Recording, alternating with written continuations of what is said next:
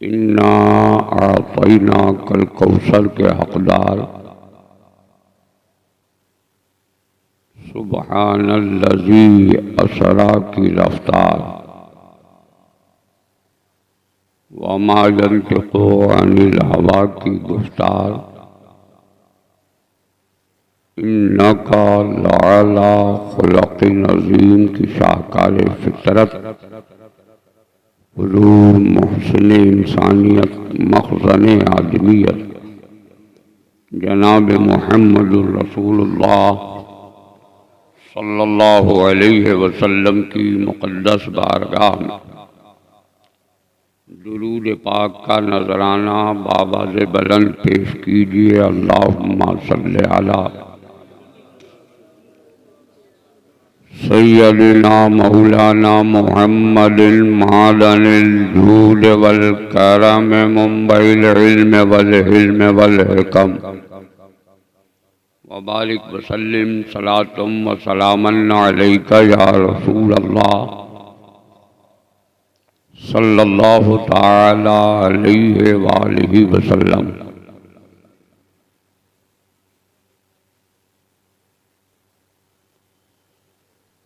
खुद को पहचान लेने का हुनर कब आएगा?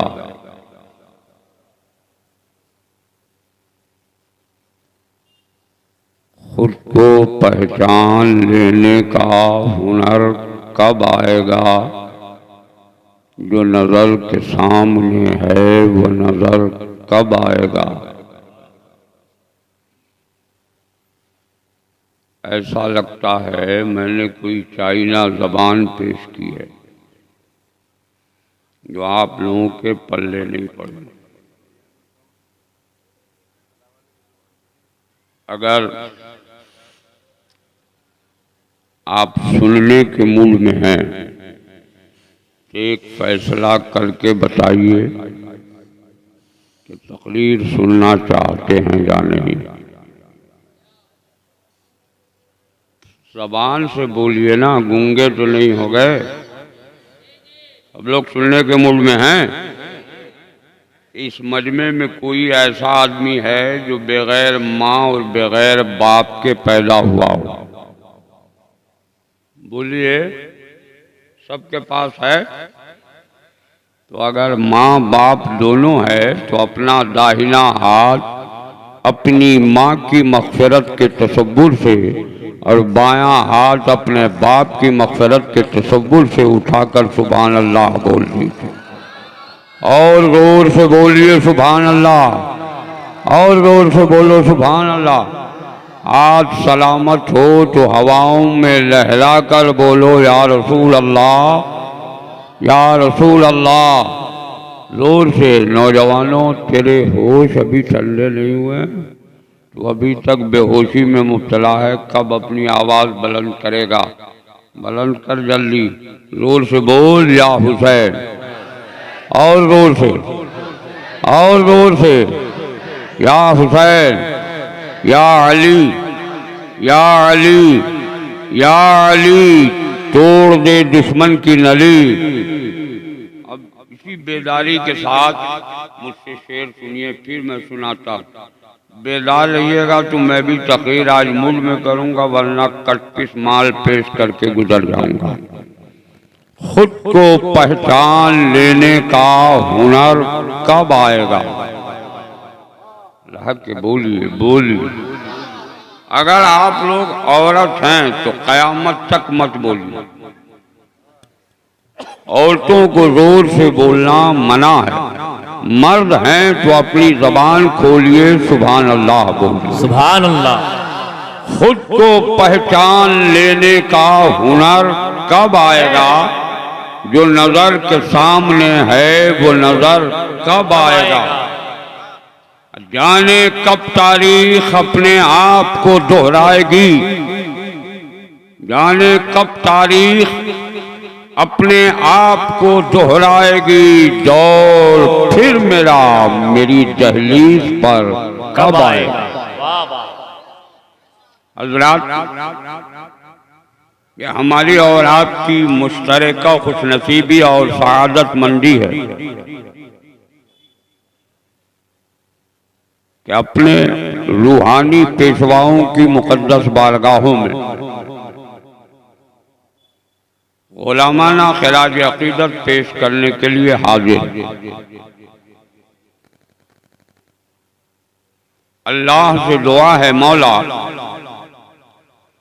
उर्से रिजवानी और साबरी में जितने लोग आए हैं सबकी हाजिरी को कबूल फरमा दे। क्योंकि आज मेरी तकरीर का उन्वान अलग है, इसलिए मैंने कुरान की आयत भी अलग तिलावत की है, वरना खानकाही मिजाज होता तो खानकाही गुफ्तगू में करता। जैसे ही मैं खानकाह में दाखिल हुआ मैंने देखा एक तरफ खानकाह भी है, एक तरफ दरसगाह भी।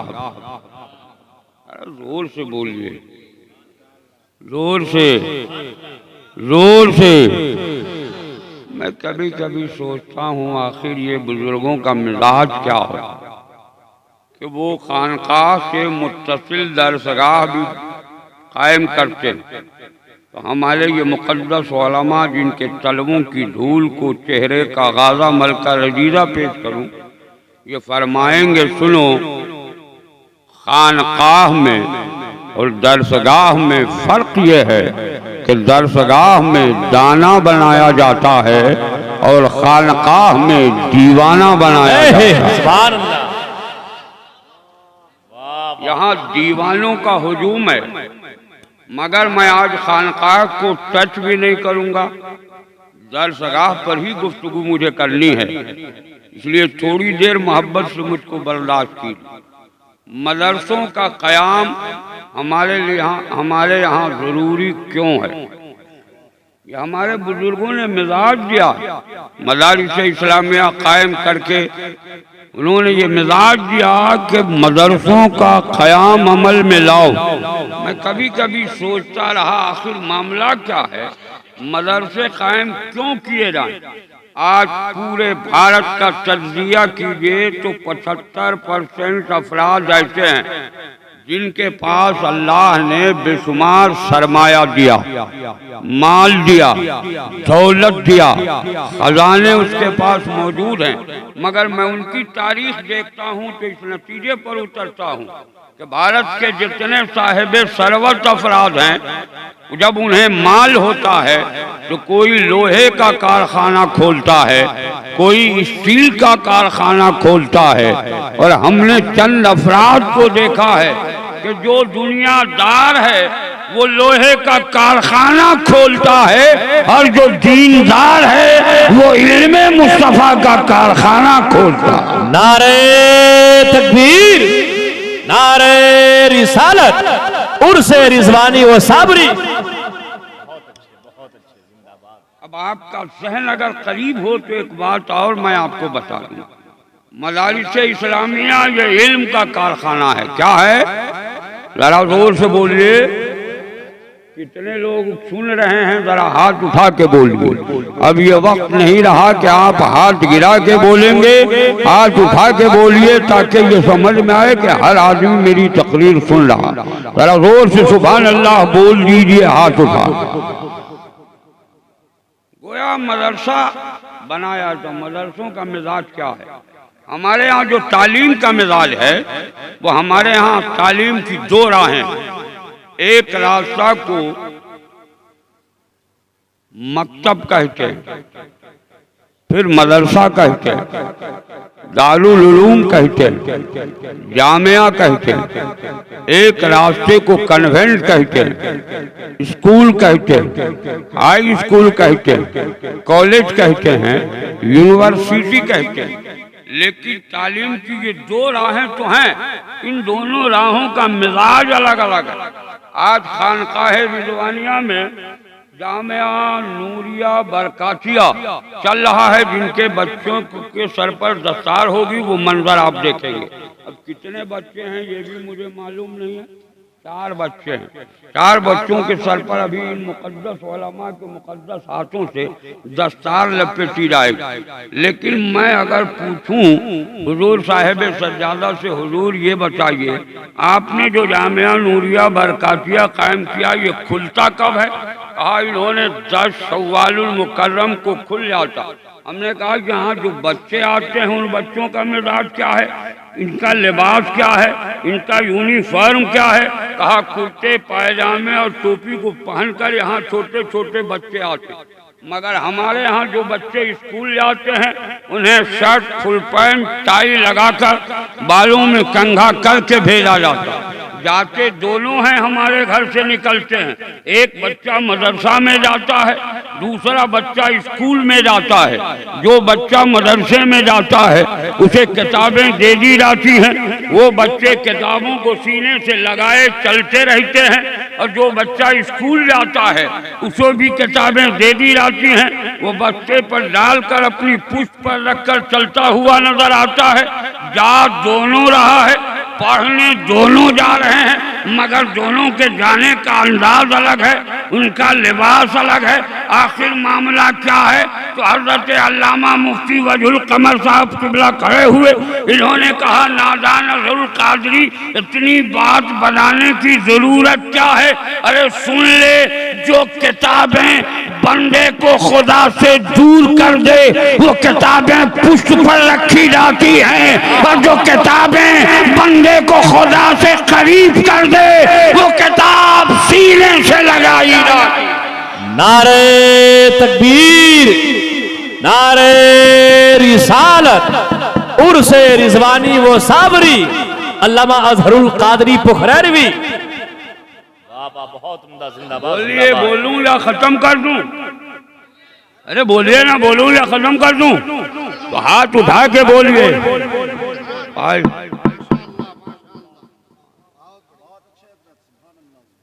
साहब, ये माइक लगता है मुकम्मल आरएसएस का है।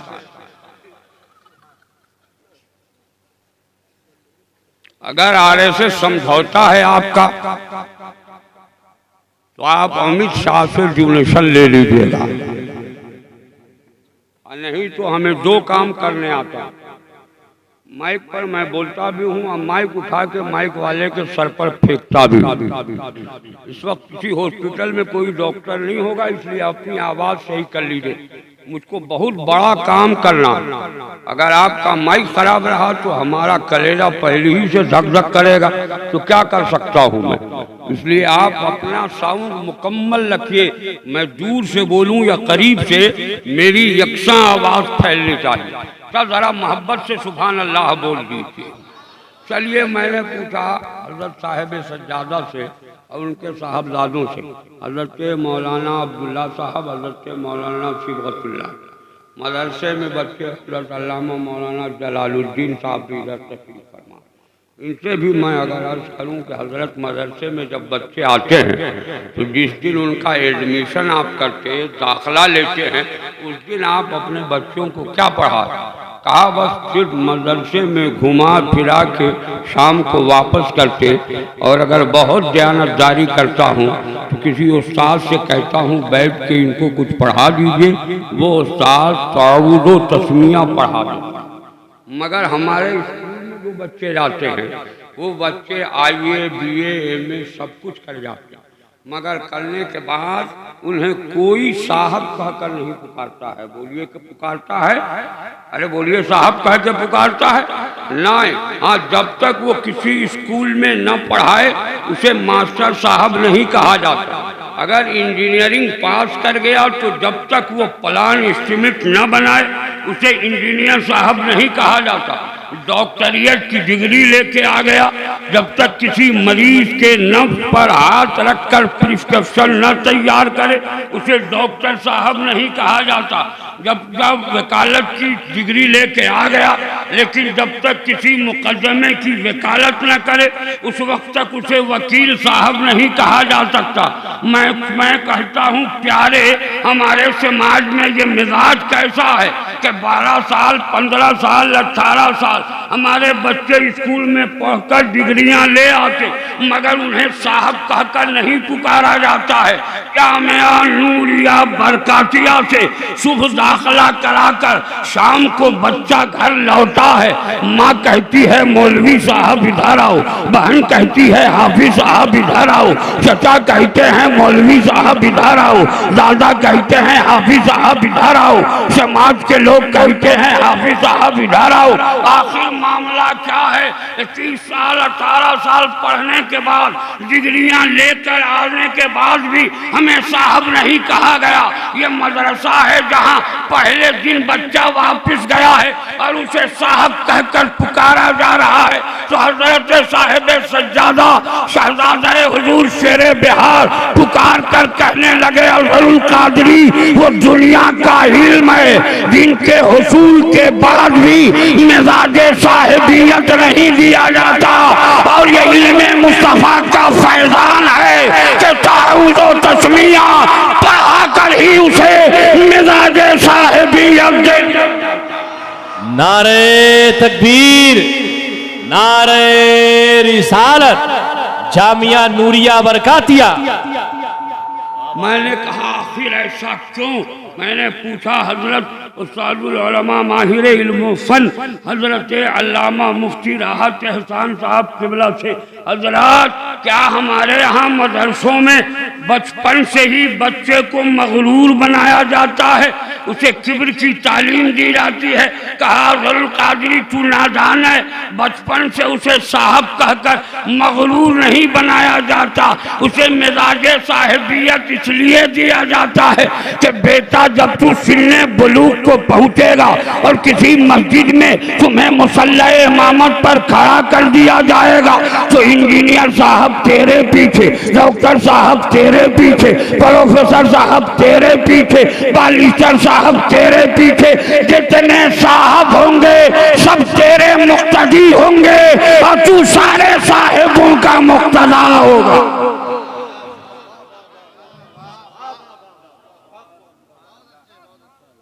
अल्लाह हमें और आपको इदारों की ज़्यादा से ज़्यादा खिदमत की तौफीक अता फरमाए। जोर से बोलिए आमीन। एक बात और बता दूं, इजाज़त है? अरे ज़रा बोलिएगा तब मैं बोलूँ। जोर से बोलिए। क्यों गूंगे बने हो? भारत में तेरे गूंगे पन्ने हजारों गीदड़ों को झड़ोंकों से निकलकर आवाज लगाने की सलाहियत अता की है। तू तो शेर है, शेर जब गरजता है तो जितने भी जंगल के गीदड़ होते हैं सब झड़ोंकों में छुप जाया करते हैं। खामोशी तोड़, शेर दिल बनकर जरा जोर से बोल सुभान अल्लाह। सब सहल करीब कीजिए। नकीब आज़म हिंदुस्तान जिनके बारे में मैं अक्सर कहता हूँ कि अल्लाह ने इन्हें अशार कहने की वो सलाहियत अता फरमाई है कि हम लोग एक दो जुमलों में उलझ के रहते हैं, ये कई अशार कह जाओ। अल्लाह ताला इनकी उम्र में, इल्म में, फजल में बेपनाह बरकतें हैं। इन्होंने कहा मैं मुजफ्फरपुर से आ रहा था, रास्ते में एक जगह देखी जहां चंद सिपाहियों को परहेज कराया जाए। हमने कहा ये परहेज क्यों करा रहे थे लोग? पागल हो गए हैं भारत के लोग? कहा मौलाना पागल नहीं हुए, परहेज इसलिए कराया जा रहा था कि उसे ये बता दिया जाए कि जब मुल्क की अजमत पर हमला हो तो उस वक्त तू जान देने से मत कतरना, बल्कि सीना सफर होकर अपने मुखालिफ का दिफाई मोर्चा संभाल कर अपने मुल्क के विकार को बचा लेना। बिला तशबीह मुझे अर्ज करने दो, ये जितने मदारिस इस्लामिया हैं इन मदारिस इस्लामिया में कुरान और हदीस और नमाजों की तरगीब देकर बच्चों को इसलिए तैयार किया जाता है कि जब मसलके आला हजरत पर हमला हो तो कभी हुजूर शेरे बिहार बनकर बरसना, कभी फकीह इस्लाम बनकर बरसना। जरा जोर से दोनों हाथ हवाओं में लहरा के बोलो। और कभी शाह नज़ारत हुसैन बनकर बरसना, कभी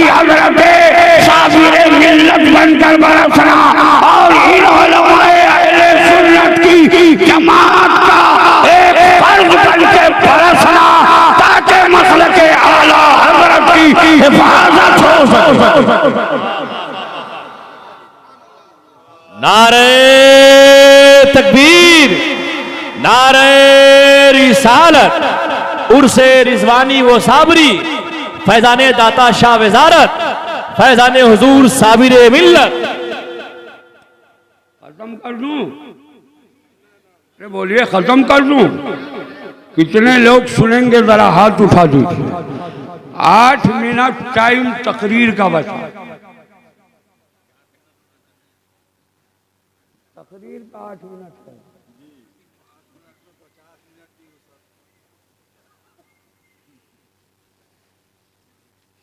इजाजत है तो एक प्यारी बात मैं आपसे पूछूं।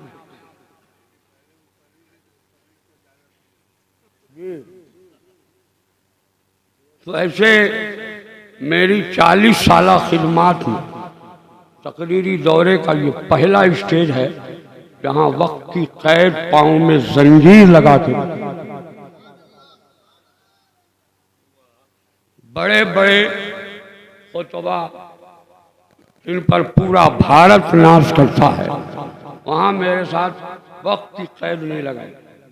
बहरहाल, और उसमें भी एक पच्चड़ है हमारे साथ, पचड़ी पे। अब उस पचड़ी में तो कोई कैद बंद नहीं होना चाहिए, मगर चलिए ठीक है, कैद बंद जरूरी भी। लेकिन एक बात बोलिए, आप अपने बच्चों को स्कूलों में क्यों पढ़ाते हो? बस नजरिया आपका सिर्फ ये है मेरा बेटा इंजीनियर बने, डॉक्टर बने, प्रोफेसर बने, बालिस्टर बने, बहुत पैसा कमाएगा, साहिब सरबत में कहे। मगर वो लोग बड़े खुशनसीब हैं जो अपनी औलादों को मदरसों में भेजकर कुरान और हदीस की तालीम हासिल करवाते हैं। आप कहो मौलाना इनकी तनख्वाह ही कितनी है?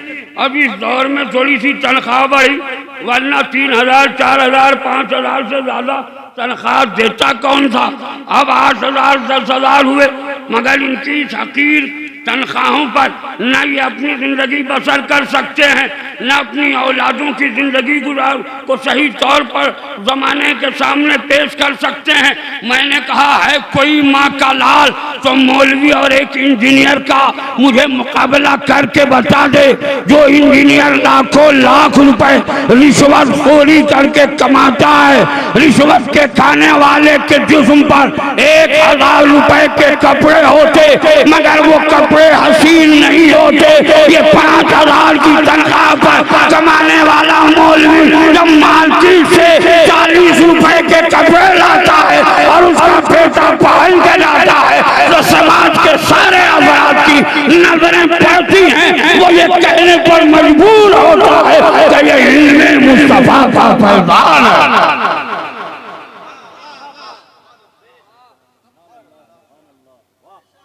और मैं तो खुले लफ्जों में कहता हूं,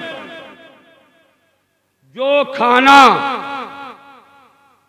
5 लाख मंथली खाने वाला नहीं खाता, वो 5000 रुपए महीना कमाने वाले की औलादें खाती। 5000 में ही अल्लाह बरकत देता। हम किसी के मुहताज नहीं होते, मुख्तार होते हैं। मगर फिर भी आपका नजरिया है मेरा बेटा इंजीनियर बने, डॉक्टर बने। मैं आज के इस पुरसतल माहौल में पैगाम देना चाहता हूँ, बनाओ अपने बेटों को इंजीनियर, बनाओ अपनी बेटियों को इंजीनियर, बनाओ अपने बेटों को डॉक्टर, बनाओ अपने बेटों को इंजीनियर। मगर ऐसा डॉक्टर इंजीनियर मत बनाना, ऐसी तालीम मत देना इस तालीम के हुसूल के बाद तेरा बेटा आरिफ मोहम्मद खान बन जाए, तेरा बेटा आबिद रजा बेदार बन जाए। तालीम ही देनी हो तो वो तालीम दो जिस तालीम के बाद तेरा शहजादा हजरत खालिद बिन वलीद का गुलाम बन जाए, जर्रार बिन अजवर का गुलाम बन जाए, तारिक बिन ज़ियाद का गुलाम बन जाए, महमूद गजनवी का गुलाम बन जाए, हजरत शहाबुद्दीन गौरी का गुलाम। नारे तकबीर, नारे रिसालत, उर्से रिजवानी वो साबरी। बोलो अपनी औलादों को खालिद बिन वलीद का गुलाम बनाना चाहते हो या नहीं? हाथ उठा के बताओ, अरे बोलो, हाथ उठाओ। चाहते हो कि हमारी औलादें खालिद बिन वलीद की गुलाम बने? अरे हाँ ना बोल के जोर से उठा, ना बोल सकते हो तो सुभान अल्लाह कहते हुए उठाओ। अरे बोलो, चाहते हो?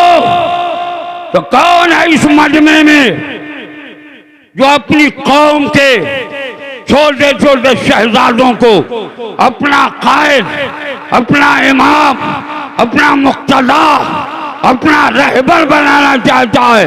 वो जामिया नूरिया बरकातिया की तामीर के लिए मुझे 11,000 रुपए देने का वादा करे। है कोई माँ का चहीता बेटा जो अपनी माँ के नाम पर 11,000 रुपए देने का वादा करे?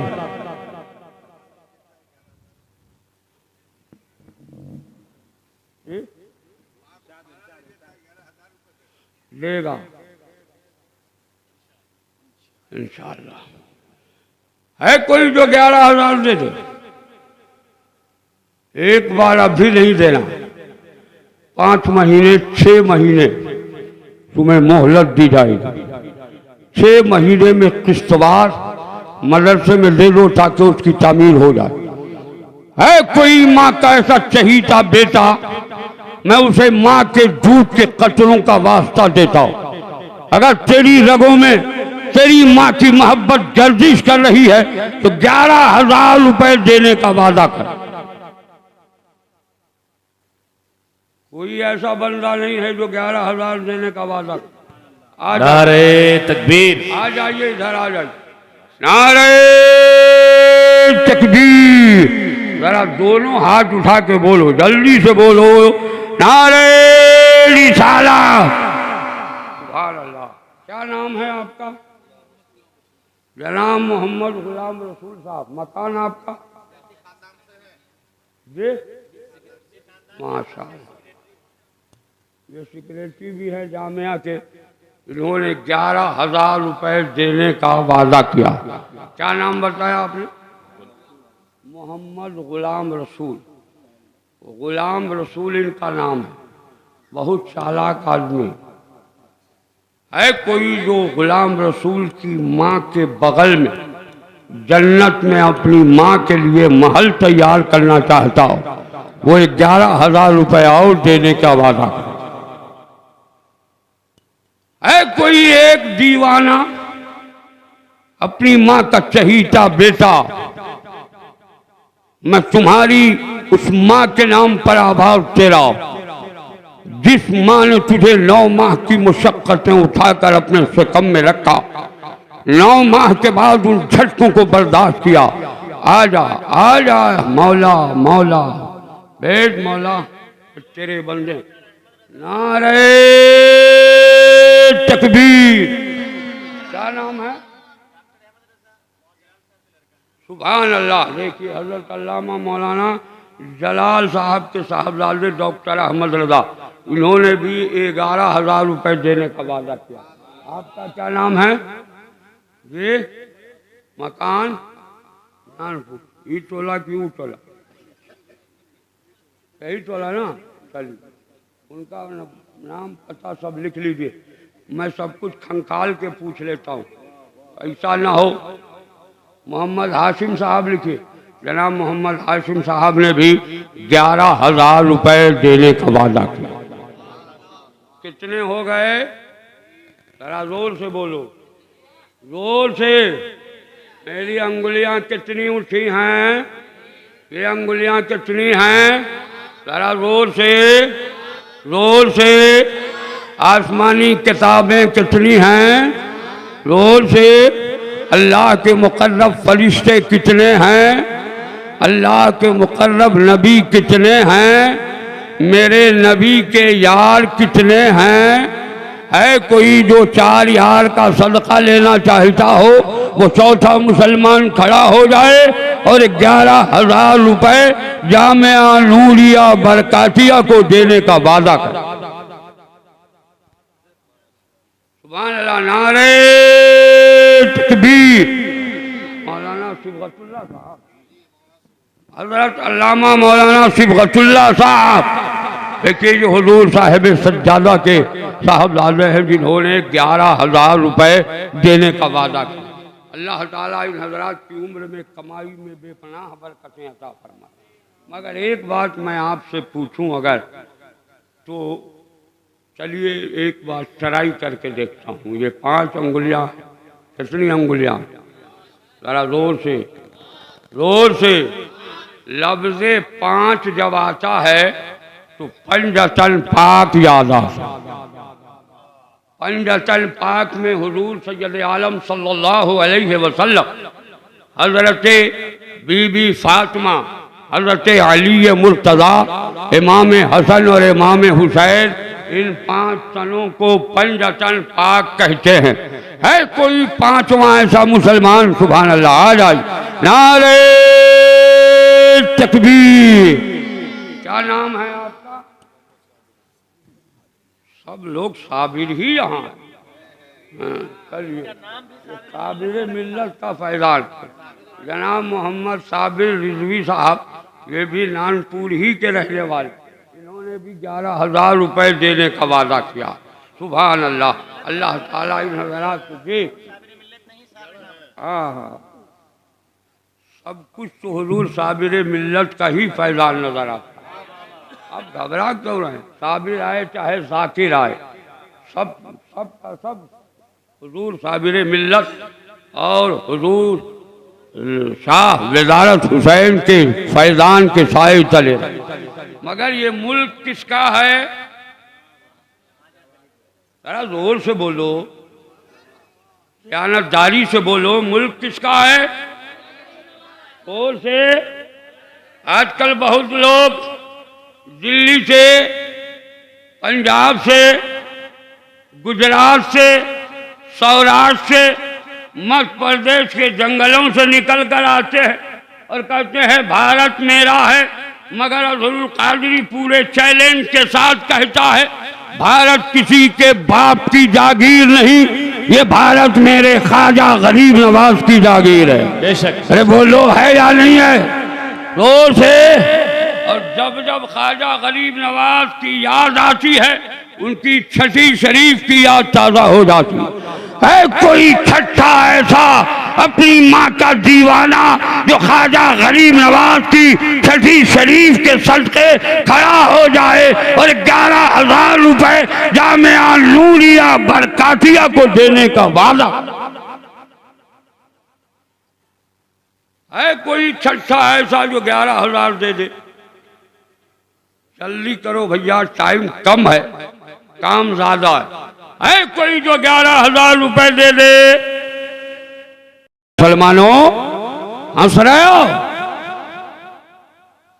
मैंने तुम्हारी उस माँ के नाम पर मांगा जिस माँ ने तुझे 9 माह की मुशक्कतें उठाकर अपने शिकम में रखा, 9 माह के बाद उन झटकों को बर्दाश्त किया जिन झटकों के मुताल्लिक मेरे आका ने इरशाद फरमाया कि अगर पूरी उम्र बेटा माँ की खिदमत करता रहे फिर भी वो एक झटका का हक अदा नहीं कर सकता जो झटके बच्चे की पैदाइश के वक्त लगा करते हैं। तेरी माँ ने न जाने कितने झटके बर्दाश्त किए, फिर जब तूने इस दुनिया में कदम रखा तो तेरी माँ ने अपने जिस्म के खून के कचरे को दूध का कचरा बनाकर तुम्हारे हुलकूम में डालकर तुम्हारी जिंदगी में तवानाई अता की है।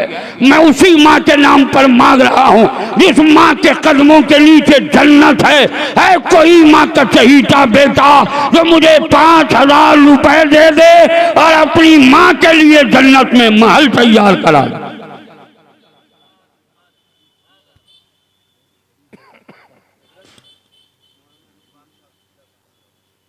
नारे तकबीर। जरा दोनों हाथ उठाकर बोल बोल जोर से, नारे तकबीर, नारे रिसालत। हजरत अल्लामा मौलाना रिजवान साहब, इन्होंने 5,000 रुपए देने का वादा। आपका क्या नाम है? कहाँ मकान है? नानपुर। इधर की उधर? कहाँ पर मकान है? नानपुर भी इनका मकान है, नज़ीरुल हसन नाम है, नज़ीरुल इस्लाम। इन्होंने 5,000 रुपये देने का वादा किया। अल्लाह ताला इनकी भी उम्र में कमाई में बेपनाह बरकतें अता फरमाए। अब देखिए, मुझको नहीं चाहिए ज़्यादा रकम, है कोई जो 2100 रुपये दे सकता है, जल्दी कीजिए, नहीं दीजिएगा तो सुबह तक मैं बोलता रहूँ।